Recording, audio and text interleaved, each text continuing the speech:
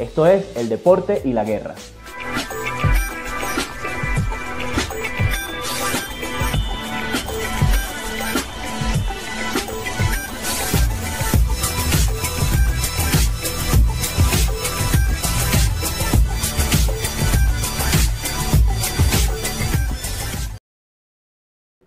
El ajedrez es la disciplina más simbólica de todo esto que venimos conversando. Cada ficha representa una unidad militar muy concreta y el objetivo es acabar con el líder o rey del bando contrario.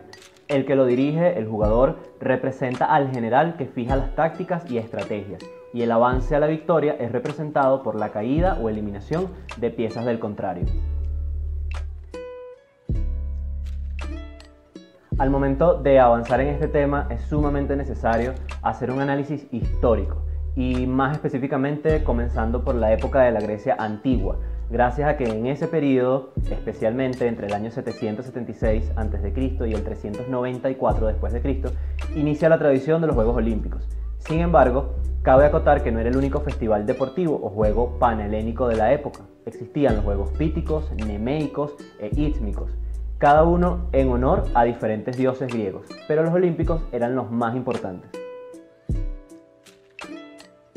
Durante la celebración de los Juegos se establecía la tregua olímpica, que implicaba la paralización de todos los conflictos bélicos, desde una semana antes de los Juegos hasta una semana después. Un año antes del comienzo de los Juegos se enviaban mensajeros o portadores de la tregua por todos los rincones de Grecia y las colonias griegas del Mediterráneo, para anunciar la tregua.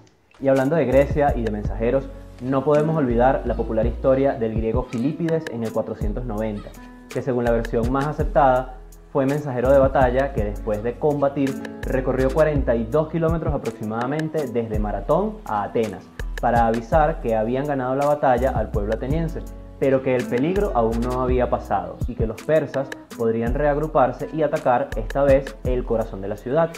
Y dice la leyenda que al llegar, este exclama: "Hemos ganado", y muere.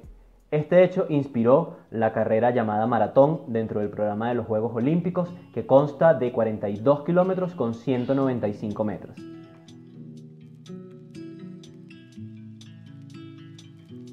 Existen varias versiones de este hecho, escritas por distintas personas en distintas épocas, en las cuales no vamos a profundizar, pero que atribuyen la hazaña a otros griegos e incluso se modifica la distancia a 240 kilómetros, versión a la que también se honra actualmente con la carrera llamada Espartatlón, que es una carrera entre Atenas y Esparta a través de 250 kilómetros por la campiña griega. Fundamentalmente, el ejercicio en carrera era una parte esencial del entrenamiento militar, ya que la vital infantería podía recorrer largas distancias y luego participar de una batalla plena, que incluía combates, persecuciones o huidas.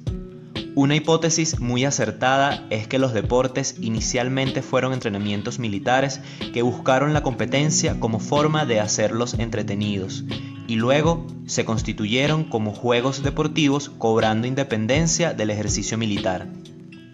El deporte era en simultáneo una pausa y una continuación de la guerra. Se buscaba la gloria gracias a la supremacía física, pero en otro escenario, con otras reglas, con disciplinas deportivas, todas asociadas a competencias bélicas como pentatlón, carreras de carros, equitación y pancracio, que era una mezcla entre boxeo y lucha. Y sus entrenamientos y preparación para estos eventos eran similares a los usados para la guerra. Una institución importante a nivel deportivo educativo en la Grecia antigua eran los gimnasios, que eran instituciones públicas y al mismo tiempo una escuela privada, y tenían muchos fines, pero entre ellos el entrenamiento físico y espiritual de atletas jóvenes y niños, y algunos atletas que competían en distintos juegos, entre ellos los olímpicos, se preparaban acá también. Otra referencia histórica al hecho deportivo son los combates en los coliseos, en el Imperio Romano, que dieron paso a la figura de los gladiadores. Para muchos era una simple carnicería, y aunque en general eran bastante violentos en comparación con los cánones de hoy en día, tenían cierta estructura y una gran variedad de matices según la ciudad en la que se realizaban y sus organizadores. Para los romanos, según el historiador Alfonso Mañas en el libro Esos grandes deportistas, donde profundiza en la dimensión atlética de los combates del anfiteatro, El combate de gladiadores estaba en la misma categoría que el pugilismo, o la lucha, en esa época ciertamente más duros que ahora, o el pancracio, y todos los que los practicaban eran considerados atletae, es decir, deportistas. Y es que el gladiador era adorado por las masas, tenía un gran físico y habilidades especiales, además podía ganar mucho dinero. Creo que salvando las distancias, este modelo se ha conservado en cierta medida hasta el día de hoy. Un poco más adelante en la historia, específicamente en la Edad Media, destaca la caballería, y los niños que querían dominar este arte debían aprender esgrima y equitación hasta ser nombrados caballeros, y podían participar en justas y torneos. Esto para las clases altas. Esta disciplina contribuyó mucho a la noción de caballerosidad en el deporte, gracias al énfasis en cumplir las normas y el juego limpio. Para las clases más bajas, los señores feudales suspendieron cualquier tipo de juego que distrajera de la labor agrícola. Sin embargo, el pueblo se organizaba con juegos sencillos y baratos, que involucraban pelotas, bastones y raquetas, como pelota vasca, frontón y otros. También se popularizaron algunos juegos de caza de animales. Luego de la Revolución Francesa y gracias al alemán Guttmuth, se empieza a vincular la gimnasia con la escuela, y luego en distintos países de Europa surge el movimiento gimnástico europeo, que estaba muy ligado a la ideología nacionalista, pero estos no tuvieron en cuenta los juegos populares. Otra figura importante por esta época fue el reverendo Thomas Arnold, quien llevó con intención educativa un juego de pelota libre y sin normas jugado por las clases bajas a la escuela pública de rugby, donde se le colocan normas y reglamentos. Es en este periodo en el que el juego empieza a producir una satisfacción competitiva, y a esta actividad ya normada se le denomina sport. De la intencionalidad educativa, el deporte se convirtió en una práctica elitista, que cumplía el papel de formar el espíritu del gentleman, quien además de tener buenos modales y ser competente para los negocios, debía mostrar un buen espíritu deportivo. Elias Norberg explica que para el análisis del surgimiento del deporte es importante estudiar el proceso civilizatorio, ya que este intervino en la pacificación y generó un desarrollo de la conciencia en los individuos y un autocontrol de la conducta, el que estableció el rechazo de comportamientos regidos por la violencia física. En el análisis que realiza Elías podemos ver cómo en la época que se consolida el parlamentarismo en Inglaterra, el deporte tiene una función social, ya que su práctica estaba ligada a un estatus y fungía como un terreno de disputa pacífica entre individuos de la misma clase social. Posteriormente se difundió a otros estratos sociales y a otros países, con lo que el deporte se convirtió en una práctica social institucionalizada y organizada que tiene influencia mundial. Antes de la Primera Guerra Mundial, a finales del siglo XIX y principios del siglo XX, el deporte aún era practicado mayormente por las élites, ya que hacía falta tiempo y dinero. Ya para el año de inicio de esta guerra se habían dado los Juegos Olímpicos de la era moderna: Atenas 1896, París 1900, San Luis 1904, Londres 1908, Estocolmo 1912 y los de Berlín de 1916, que fueron interrumpidos justamente por la guerra, así como el torneo de 5 naciones de rugby. Hago un paréntesis para contarles que a continuación voy a hacer un breve resumen de algunos datos interesantes sobre el rol del deporte en la Primera Guerra Mundial. Muchos de estos datos los tomé de algunos documentales que vi, especialmente me gustó mucho uno muy completo llamado Games on the Battlefield, Juegos en el Campo de Guerra, basado en el libro de Michael Merkel, El deporte fuera de las trincheras, y adaptado y traducido por Televisión Española, TVE. Les dejo el link por acá abajo en la descripción, por si quieren verlo completo, se los recomiendo absolutamente. A partir del año 1915 aproximadamente, se empiezan a popularizar las trincheras como táctica, y empieza una nueva dinámica de batalla que caracterizaría esta guerra. Esto creó condiciones muy duras para la lucha, pero también hizo la guerra muy estacionaria y monótona. Por esta razón, las autoridades organizaron horarios de rotación y en el descanso de turno cuando los soldados no estaban en el frente, tenían permitidas algunas actividades recreativas. Por lo complicado de la guerra, ya casi no se les otorgaban permisos para volver a sus casas. Los soldados necesitaban matar el tiempo. Algunos consiguieron balones de fútbol o de rugby para pasar el rato. El deporte hace que los hombres se mantengan activos con la moral en alto, dicen algunos oficiales superiores. Les ayuda a olvidar la guerra. En algunos casos se llegó a reemplazar la instrucción militar por deporte. Poder moverse con libertad hacía que los soldados volvieran a sentirse seres humanos. Ya para 1916, las cosas avanzaron un poco más en cuanto a la organización deportiva en los cuarteles. Los partidos se llevaron a cabo en verdaderos campos de fútbol y con mejores equipos. También instalaban cuadriláteros para boxear. Cada vez habían más interesados tanto en ver como en participar.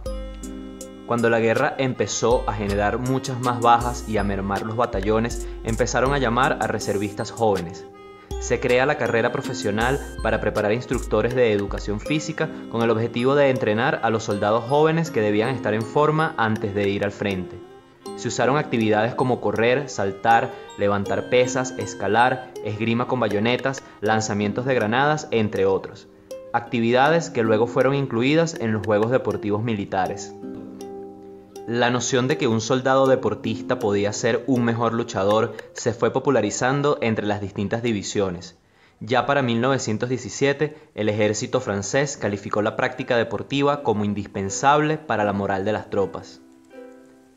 En París se organizó, por ejemplo, un partido amistoso entre dos equipos militares de rugby, Francia versus Nueva Zelanda.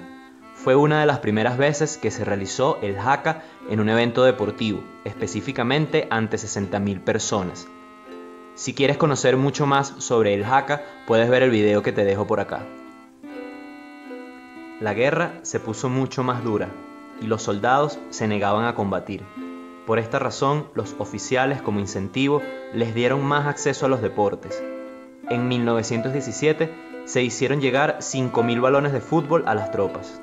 Y es que al llegar los soldados norteamericanos, llegaron con un presupuesto alto, llegaron con mucho dinero en los bolsillos y construyeron muchos barracones donde, entre otras cosas, instalaron canchas deportivas y tenían equipos para practicar sus deportes, como baloncesto y béisbol. Y se dice que este último no gustó para nada en Europa. Lo importante de esto fue el intercambio cultural y deportivo que se dio.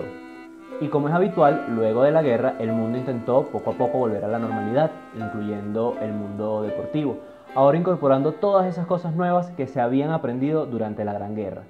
El deporte ya no era un privilegio de pocos, era muy popular para todos, jóvenes, mujeres y todas las clases sociales, y fue el momento en el que el fútbol se convirtió en el deporte rey. En 1918 podían evidenciarse muchos más seguidores de los deportes y la aparición de nuevas competencias, como el atletismo, el fútbol y las carreras. Y algunos sectores de la sociedad empezaron a abrirse mucho más al deporte femenino, pese a que todavía muchos pensaban que era perjudicial para la salud reproductiva y lo que para algunos era el sano desarrollo de las mujeres. En 1919 se realizarían los Juegos Interaliados, versión de las Olimpiadas pero militares, y con la participación únicamente de los países vencedores de la Primera Guerra. También volvió el Tour de Francia con la participación de 69 ciclistas. Lamentablemente pasó poco tiempo antes de que la Segunda Guerra Mundial llegara para el año 1939, siendo lo más destacable en el ámbito deportivo en años previos el uso propagandístico que Alemania hizo de los Juegos Olímpicos de Berlín de 1936. Estos juegos estuvieron llenos de racismo y xenofobia, y claramente fueron usados también como pantalla para ocultar muchas violaciones de derechos humanos, entre otras cosas, que ya venía haciendo el gobierno alemán desde el nazismo en sus planes de expansión. Con la Segunda Guerra, la actividad deportiva volvió a interrumpirse, destacando especialmente la suspensión de los Juegos Olímpicos de 1940, 1944 y 1948.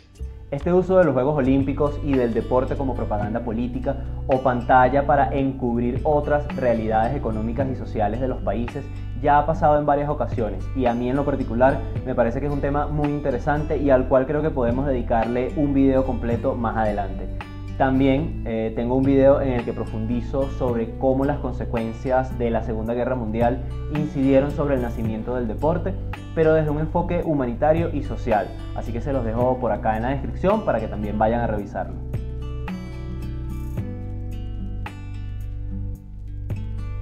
Quiero resaltar que este video no pretende hacer una revisión en profundidad de la historia del deporte. Es más bien un análisis sencillo y resumido donde he querido destacar el rol y la participación del deporte en distintas épocas y contextos bélicos y cómo se ha dado esa relación bidireccional, así como agregar algunas interpretaciones de algunos autores contemporáneos y mías sobre este tema. Es importante aclarar, para evitar malas interpretaciones, que no quiero transmitir la idea de que el deporte y los atletas deben tener una actitud en el campo de juego similar a la de un guerrero en combate, o que si está bien o no que el atleta entienda y asimile su participación deportiva desde este enfoque en particular. Tampoco tengo la intención de romantizar la guerra, destacando este pequeño aspecto como algo positivo en contraposición de las millones de muertes y sufrimientos que esto dejó en el mundo. La idea es más bien mostrar un análisis del deporte desde otro plano y cómo las civilizaciones hemos logrado canalizar aspectos negativos y rivalidades a través de actividades deportivas, evitando así más muertes, pobreza y todos los horrores y consecuencias de las guerras. Lamentablemente las guerras no han quedado aún en el pasado, pero sí podemos decir que muchas cosas han ido cambiando afortunadamente. En algún punto, los campos de batalla fueron reemplazados por estadios. El cuerpo humano podía ahora lograr proezas atléticas en lugar de militares. El campeón deportivo sustituye al soldado héroe. El lenguaje bélico, épico, aún rodea la competición actual, y tal vez siempre estarán íntimamente ligados. Al final, el lenguaje no es más que un reflejo, una proyección de las ideas de la mente que lo utiliza, pero que ha logrado encontrar un escenario diferente, normado y controlado para la consumación de esa energía bélica. Tanto en deportes individuales o de equipos se simula una batalla, casi siempre enfrentamientos entre nacionalidades, a veces hasta ideologías y fe. En cualquier caso, de la misma forma que parece cierto que el deporte es la metáfora de la guerra, tampoco podemos negar que hemos conseguido otorgarle una serie de valores hermosos, útiles en cualquier aspecto de la vida, desde lo personal hasta lo laboral. La humanidad ha hecho muchos esfuerzos para que el deporte sea un espacio de paz y reconciliación, y donde no se reconozca únicamente la victoria sobre otros. Un hito de esto fue cuando en los Juegos de Londres se pronunció una frase que quedó en la historia de los Juegos Olímpicos: lo importante no es ganar, sino participar. Asimismo, los esfuerzos de organizaciones como la FIFA en valores como el fair play han quedado muy claros. Sin embargo, también se sigue adorando la figura del atleta de élite y sus victorias como en la antigua Roma. Figuras que hoy en día siguen disfrutando de gran fama, dinero y poder.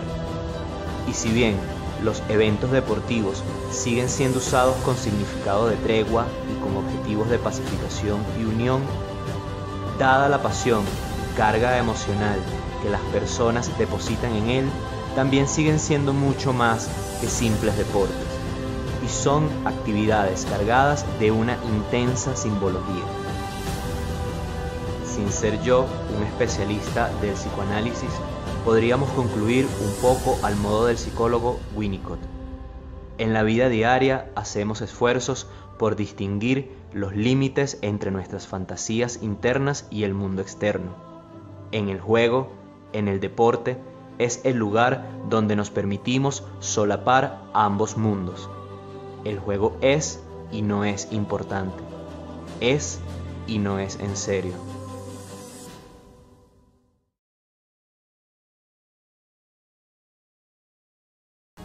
Bueno, y como siempre les digo, no olviden darle like, suscribirse, compartir el video, comentar y seguirnos en las redes sociales. ¡Hasta pronto!